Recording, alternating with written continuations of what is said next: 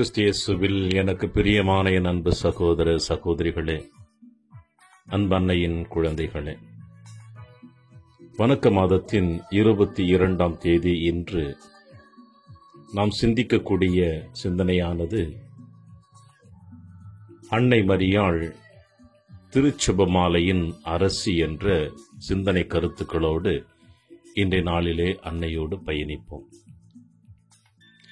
1675ஆம் ஆண்டு லொரேட்டோ மன்றாட்டு மாலையில் இந்த தலைப்பானது இணைக்கப்பட்டது.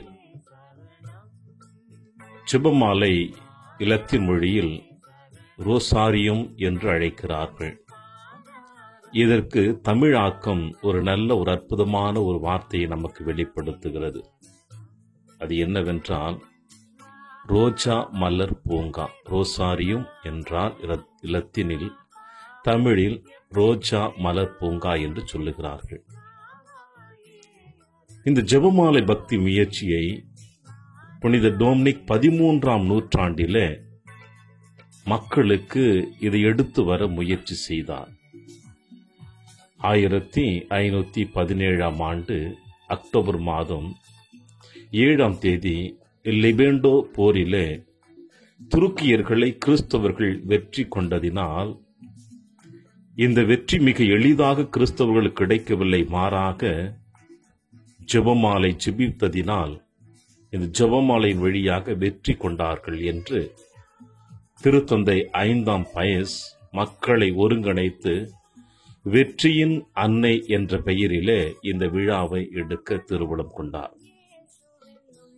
திருத்தந்தை 6ஆம் பவுல் வெற்றி அன்னை என்ற அடைமொழியை திருத்தி அமைத்து ஜெபமாலை அன்னை என்று உலகத்திற்கு அவர் பிரகடனம் செய்தார்.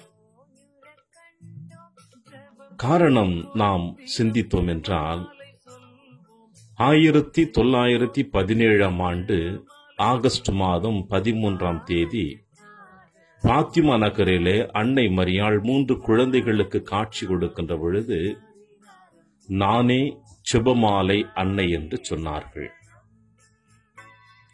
இந்த வெளிப்படுத்துதல், இந்த காட்சியானது அன்னை மரியாள் தன்னை ஜெபமாலையின் அன்னை என்று வெளிப்படுத்துகின்ற பொழுது திருச்சபையிலே இன்னும் ஒரு சந்தோஷத்தை கொடுத்தது.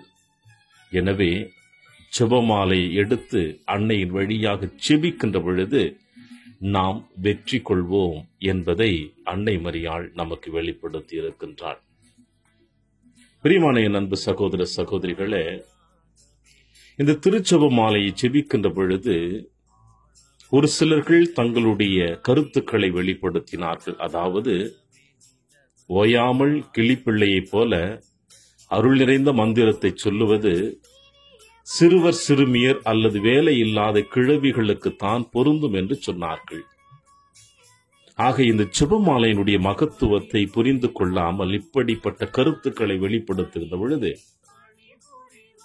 திருத்தந்தை 12ஆம் பத்திநாதர் இப்படிப்பட்ட பதிதர்களுக்கு தன் வார்த்தைகளை அவர்களுக்கு ஒரு சாட்டை அடியாக வெளிப்படுத்தினார். அதாவது இந்த பக்தியை ஒரு தவறான முறையில் நாம் புரிந்து கொண்டால் இப்படிப்பட்ட சிக்கல்களில் தான் நாம் சேருவோம். எனவே இந்த திருச்செபமாலையை திரும்ப திரும்ப அருள் நிறைந்த மரியே என்று சொல்லுகின்ற பொழுது நம்முடைய சிந்தனைகள் எங்கே செல்கிறது என்பதை நாம் சற்று சிந்திக்க வேண்டும் என்று சொல்லுகிறார். அது என்னவென்றால், இந்த திருச்செபமாலையை நாம் ஜெபிக்கின்ற பொழுது நம் ஆண்டவர் இயேசு கிறிஸ்துவினுடைய பிறப்பு, அவருடைய வளர்ப்பு, அவருடைய பாடுகள், இறப்பு, உயிர்ப்பு, விண்ணேற்றம், தூய ஆவி, மரியன்னையின் மகத்துவம், இவை அனைத்தையும் நமக்கு வெளிப்படுத்துகிறது. அதோடு சேர்ந்து இந்த பக்தியினுடைய வழியினால், இந்த பக்தியை மக்களுக்கு கொண்டு வருவதினால் பல மணி நேரம் கூட இந்த பக்தியோடு நாம் இணைந்து இறைவனோடு ஜெபிக்கவும் அன்னை மரியாளுடைய அரவணைப்பிலும் பாதுகாப்பிலும் நாம் கடந்து வர முடியும் என்று சொல்லுகிறார். திருத்தந்தை 13ஆம் சிங்கராயர் ஜெபமாலை பக்தியின் திருத்தந்தை என்று சொல்லுவார்கள். இவர் இந்த ஜெபமாலையை பற்றி அவர் சொல்லுகின்ற பொழுது, ஜெபமாலை பக்தி முயற்சியில் நாம் பங்கேற்கும் பொழுது மரியன்னையின் அரவணைப்பில் நாம் வாழுகிறோம். நம் தாய் மழலைகளுக்கு கற்றுக் கொடுப்பது போல ஒவ்வொரு தேவ ரகசியமாக நமக்கு விளக்கிச் சொல்லுகிறார். இவ்வாறு மரியன்னையின் அரவணைப்பில் அவரை பார்த்த வண்ணம் நமது மீட்பை பற்றிய காட்சி தியானத்தில் பங்கு பெறுகின்றோம். இவ்வாறு இந்த பக்தி முயற்சி ஞான வாழ்வின் தொடக்கத்தில் இருப்போருக்கும் பொருந்தும், முதிர்ச்சி அடைந்தோருக்கும் பொருந்தும் என்று சொல்லுகிறார். அன்பான என் சகோதர சகோதரிகளே, அன்னையாம் திருச்சபையிலே திருத்தந்தையர்கள் வெறுமனே இந்த திருச்சபை மாலையின் அரசு என்று சொல்லுவதற்கு காரணங்கள் இல்லாமல் இருக்காது. இதை அடிப்படை காரணமாக வைத்துத்தான் அன்னை மரியாள் திருச்சபை மாலையின் அரசு என்று சொல்லுகிறார்கள். இதனுடைய வரலாற்று பின்னணிகளை நாம் சற்று புரட்டி பார்க்கின்ற பொழுது, புனித சாமிநாதரையும் ஜெபமாலை பக்தியும் இணைப்பது ஒரு சில நேரங்களிலே நமக்கு ஆதாரம் கிடைக்காமல் போகலாம். ஆனால் அவர் அந்த காலத்திலே இந்த ஜெபமாலை பக்தியை மக்களுக்கு அதிகமாக வெளிப்படுத்த விரும்பினார். அதையும் தாண்டி கர்த்தூசியன் சபை துறவிகளால் இந்த திருச்செப மாலையானது 10 மங்களவாத்து ஜெபத்தின் தொடக்கத்தில் ஆண்டவர் கற்பித்த ஜெபம் ஆரம்பித்தார்கள். அதற்கு முன்னதாக இது சுவாமிநாதர் அன்னை மரியாளுடைய இந்த திருச்செப மாலை பக்தி எடுத்து வருகின்ற பொழுது பல முறை இந்த அருள் நிறைந்த மரியே வாழ்க என்ற மந்திரத்தை சொல்லிக்கொண்டே இருப்பார்கள். அதன் பிறகு ஏறக்குறைய 200 ஆண்டுகள் கடந்த பின்னர் தான் இந்த 10 முறை மங்களவாத்து ஜெபமும், அதற்கு முன்னதாக கர்த்தர் கற்பித்த ஜெபமும், தேவ ரகசியங்களும் ஓரளவிற்கு தொகுத்து தரப்பட்டன. ஆக இந்த திருச்செப மாலையின் பக்தி முயற்சியானது சரியாக கிபி 1500ஆம் ஆண்டுதான் சரியாக நீங்களும் நானும் இப்பொழுது சொல்லக்கூடிய அளவிற்கு வழிவகுக்கப்பட்டது.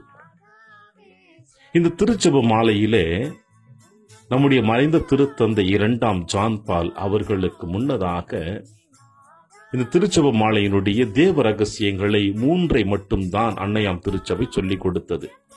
ஒன்று மகிழ்ச்சியின் மறை உண்மைகள், 2வது துக்க மறை உண்மைகள், 3வது மகிமையின் மறை உண்மைகள்.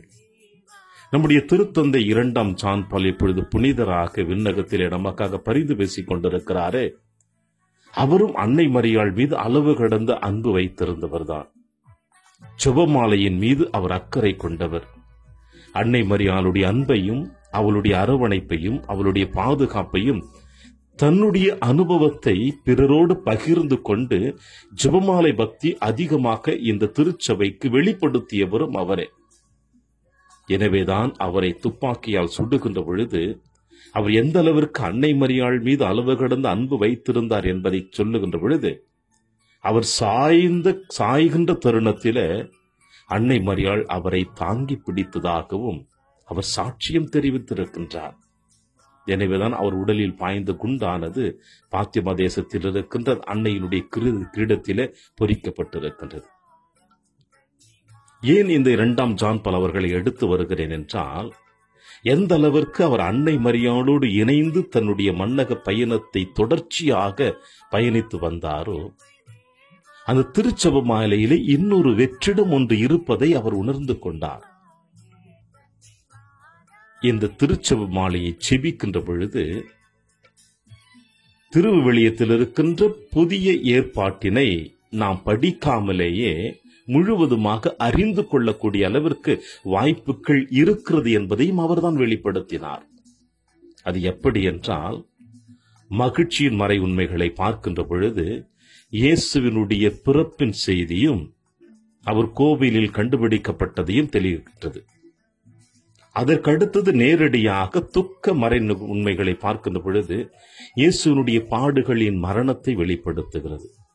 மூன்றாவது, மகிமையின் மறையுண்மைகளை பார்க்கின்ற பொழுது ஆண்டவர் இயேசு கிறிஸ்துடைய உயிர்ப்பும் நம்முடைய அன்னையாம் திருச்சபையினுடைய பிறப்பையும் நாம் காணுகின்றோம். இதில் 2ஆம் ஜான் பால் அவர்கள் அற்புதமாக சிந்தித்து ஒரு வெற்றிடம் அது என்ன என்று சொல்லுகின்ற பொழுது ஒளியின் மறையுண்மைகள், அதாவது இயேசுவினுடைய அந்த 12 வயதிற்கு பிறகு அவருடைய 3 ஆண்டுகள் பணிவாழ்விலே நடந்த முக்கியமான நிகழ்வுகளை தேவ ரகசியமாக எடுத்து வந்து ஒளியின் மறை உண்மைகள் என்று சொன்னார். ஆக மகிழ்ச்சியின் மறையுண்மையில இயேசுனுடைய பிறப்பை பற்றியும், ஒளியின் மறையுண்மையில இயேசுவினுடைய 3 ஆண்டுகள் பயணத்தை பற்றியும், துக்க மறையுண்மையில் ஆண்டவர் இயேசு கிறிஸ்து பாடுகள் மரணத்தை பற்றியும், மகிமையின் மறையுண்மைகள் ஆண்டவர் இயேசு கிறிஸ்து உயிர்ப்பு திருச்சபையினுடைய பிறப்பு, இந்த 4 மறை உண்மைகளை ஒவ்வொரு நாளும் நாம் தியானிக்கின்ற பொழுது புதிய ஏற்பாட்டை நாம் நேரடியாக படிக்கவில்லை என்றாலும் ஒட்டுமொத்தமாக புதிய ஏற்பாட்டை உணர்ந்து கொள்ளக்கூடிய மனப்பக்குவம் நமக்கு கிடைக்கும் என்றுதான் இந்த 2ஆம் ஜான் பால் அற்புதமாக சொன்னார். அந்த அளவிற்கு அவர் இறைவனோடும் அன்னை மரியாளோடும் இணைந்ததினால், எனவேதான் அன்னையாம் திருச்சபை அன்னை மரியாளுக்கு முக்கியத்துவம் கொடுத்து திருச்செப மாலையின் அரசி என்று 1675ஆம் ஆண்டு லொரட்டோ மன்றாட்டு மாலையில் இணைத்து நம்மை ஜெபிக்க அழைப்பு கொடுத்திருக்கிறது. எனவே பிரியமான என் அன்பு சகோதர சகோதரிகளே, இந்த திருச்செப மாலையை நாம் எடுத்து ஜெபிக்கின்ற பொழுது நிறைய உண்மைகளை நாம் உணர்ந்து கொள்ள முடியும். நம்முடைய ஆன்மீக பயணத்தை நாம் தொடர்ச்சியாக பாதுகாத்துக் கொள்ள முடியும். அது என்னவென்றால், விசுவாச பிரமாணத்தை நாம் சொல்லுகிறோம், நம்முடைய விசுவாசத்தை புதுப்பித்துக் கொள்ளுகிறோம். ஆண்டவர் இயேசு கிறிஸ்து கற்றுக் கொடுத்த ஜெபத்தை நாம் மனதார இறைவனிடத்திலே நம்முடைய வார்த்தையின் வழியாக ஒப்புக் கொடுக்கின்றோம். மூன்றாவது, அன்னை மரியாளை பற்றி நாம் போற்றி புகழ்ந்து கொண்டிருக்கின்றோம். 3 கடவுளுக்கு நாம் மகிமை செலுத்துகின்றோம். இப்படித்தான் திருச்செப மாலையின் வழியாக நாம் மகத்துவங்களை பெற முடிகிறது. எனவே இந்த வணக்க மாத நாளிலே திருச்செப மாலை அரசி என்று சொல்லக்கூடிய இன்றைய நாளிலே நம்முடைய குடும்பங்களில் இனி வருகின்ற காலங்களில் ஒட்டுமொத்தமாக இரவு உண்பதற்கு முன்னதாக அல்லது இரவு உணவுக்கு பிறகாவது அனைவரும் ஒன்றாக ஒரு குடும்பமாக அமர்ந்து கொண்டு ஜெபமாலையின் வழியாக நம் குடும்ப தேவைகளுக்காக, நம் திருச்சபையின் தேவைகளுக்காக, ஒட்டுமொத்த உலகத்திற்காக, குறிப்பாக இந்த கொரோனா நோயிலிருந்து இந்த உலகம் மீள வேண்டும் என்பதற்காக கூட நாம் ஜெபிக்கலாமே. ஜெபமாலை ஒரு ஆன்மீக கருவி, ஜெபமாலை ஒரு ஆன்மீகத்தின் ஆயுதம். இதை எடுப்பவர்கள் இன்று வரை தோல்வி அடைந்ததாக சரித்திரமில்லை. நாமும் தோல்வி அடையாமல் இந்த திருச்செப மாலையின் வழியாக அன்னை மரியாளை போற்றி புகழுவோம். அவளுடைய பாதுகாப்பில் நாம் பயணிப்போம். அவளுடைய அரவணைப்பில் இயேசுவை நாம் உணருவோம். இந்த ஜெபமாலை பக்தியை நம் குடும்பத்தில் நம் பிள்ளைகளுக்கு நாம் கொடுக்கின்ற பொழுது வருங்கால சந்ததியும் இந்த ஜெபமாலையின் வழியாக அன்னையின் பாதுகாப்பிலே வாழ்வோர்கள் என்ற நம்பிக்கையோடு தொடர்ந்து பயணிப்போம். இந்த வணக்க மாதத்திலே இறையாசிர் என்றும் உங்களோடு.